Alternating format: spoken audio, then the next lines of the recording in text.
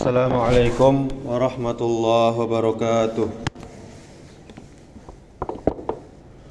Alhamdulillahi rabbil alamin, wabihi nasta'in ala umurid dunya waddin. Ashhadu an la ilaha illallah wahdahu la syarika lah, wa ashhadu anna Muhammadan abduhu wa rasuluh, amma ba'du. Alhamdulillah, kita memuji Allah Subhanahu wa taala, kita memperbanyak syukur kepada Allah Subhanahu wa taala.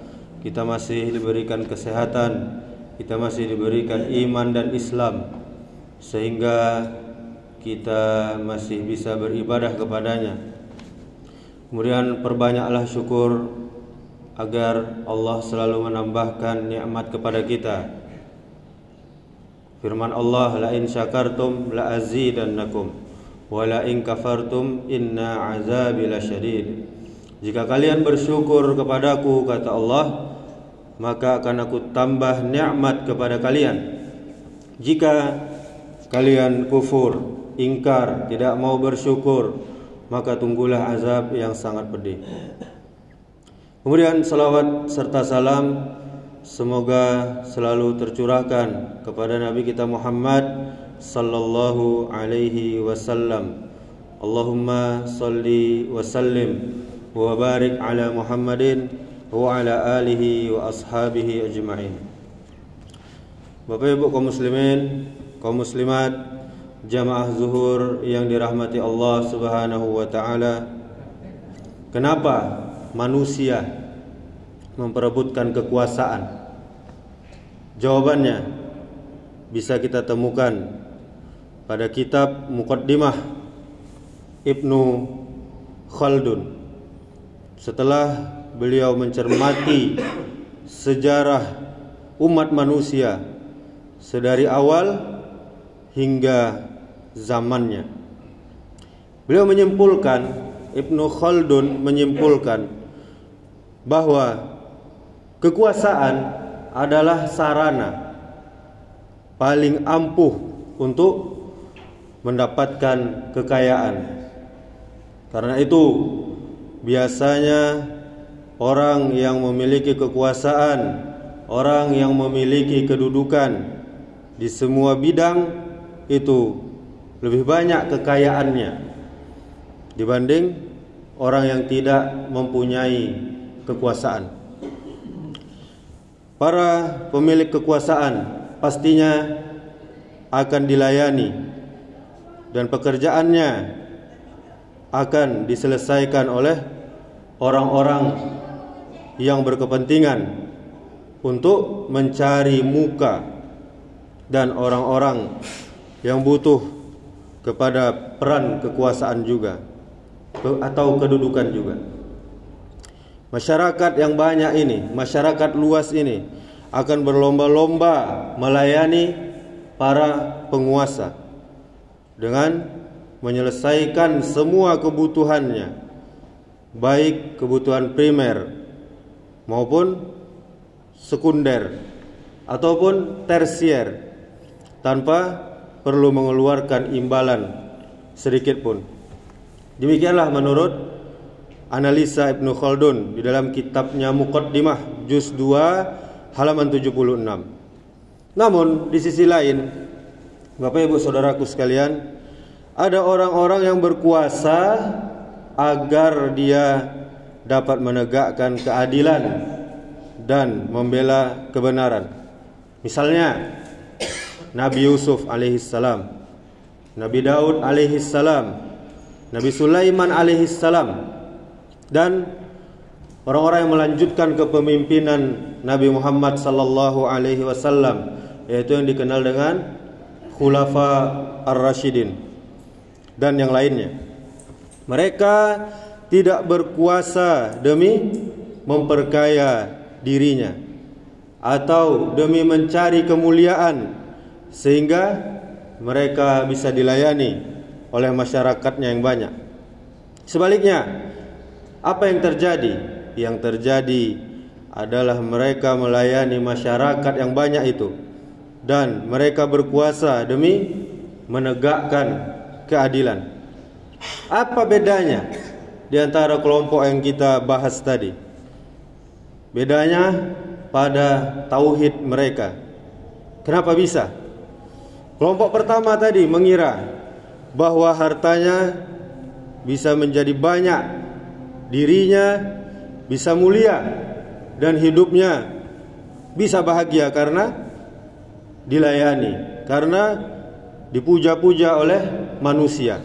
Sedangkan kelompok yang kedua tadi, para nabi dan sahabat, mereka yakin sepenuhnya bahwa kekuasaan tidaklah menambah kemuliaan mereka atau melapangkan rezeki mereka, karena kemuliaan hanya milik Allah Subhanahu wa ta'ala.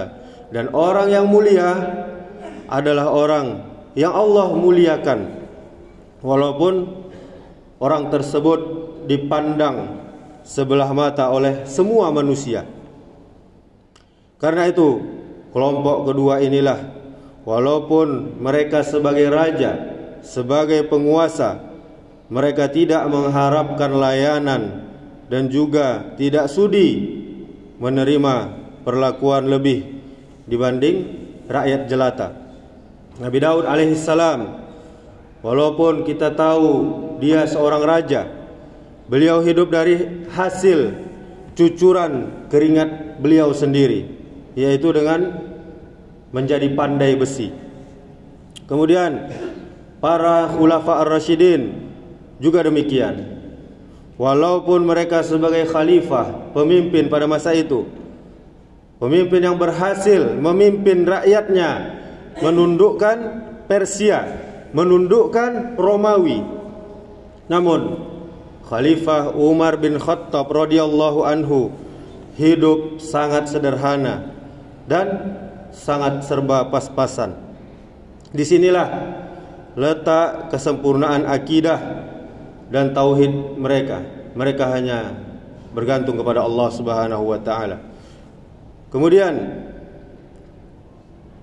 walau Nabi Yusuf alaihissalam meminta jabatan, dan sahabat Abu Bakar dan Umar menentang keinginan kaum Ansar yang ingin memilih pemimpin sendiri, dan walau sahabat Utsman bin Affan, Ali bin Abi Thalib tetap mengikuti tahapan pemilihan khalifah pada waktu itu, namun jelas saja tujuan mereka sekali lagi bukan ingin memperkaya diri atau mencari kemuliaan untuk dirinya atau keluarganya, namun karena panggilan tugas sebagai hamba Allah Subhanahu wa ta'ala yang harus berjuang menegakkan kebenaran dan menumpas kebatilan. Mereka terobsesi untuk menjadi satu dari 7 golongan yang dinaungi di bawah arsy-Nya Allah Subhanahu wa ta'ala nantinya pada hari kiamat, dan ditempatkan di atas mimbar cahaya di dalam surga nanti di sisi Allah Subhanahu wa ta'ala. Faktanya kehidupan mereka semua menjadi bukti akan utuhnya tauhid mereka dalam memikul kekuasaan dan mengemban amanah jabatan. Namun bila kita bisa membaca bahwa pada kekuasaan ada perjuangan dan pengorbanan, bahkan itu lebih dominan dibanding aspek kekayaan, maka dari itu juga mencerminkan akan kadar iman dan tauhid kita. Lalu bagaimana dengan selain mereka? Apa semuanya ingin berkuasa karena mencari kekayaan, pelayanan dari rakyatnya, dan mendongkrak derajatnya? Tentu saja kita garis bawahi, tidak semuanya. Ada yang demikian dan ada juga yang tidak. Bagaimana kita tahu? Serahkan kepada Allah Subhanahu wa ta'ala yang maha mengetahui segala isi hati manusia. Namun demikian dikatakan di dalam Israiliyat, dikatakan satu pernyataan, min simarihim ta'rifunahum, dari hasil kerja mereka kalau mereka sebelumnya menjabat dari hasil kerja mereka, maka engkau akan dapat mengenal siapa sebenarnya mereka. Bila mereka berkuasa, kemaksiatan semakin merajalela, keimanan semakin diinjak dan dimarginalkan, penjajah dosa dan kekufuran dilindungi, sedangkan penyeru kebenaran ditakut-takuti dan dimusuhi.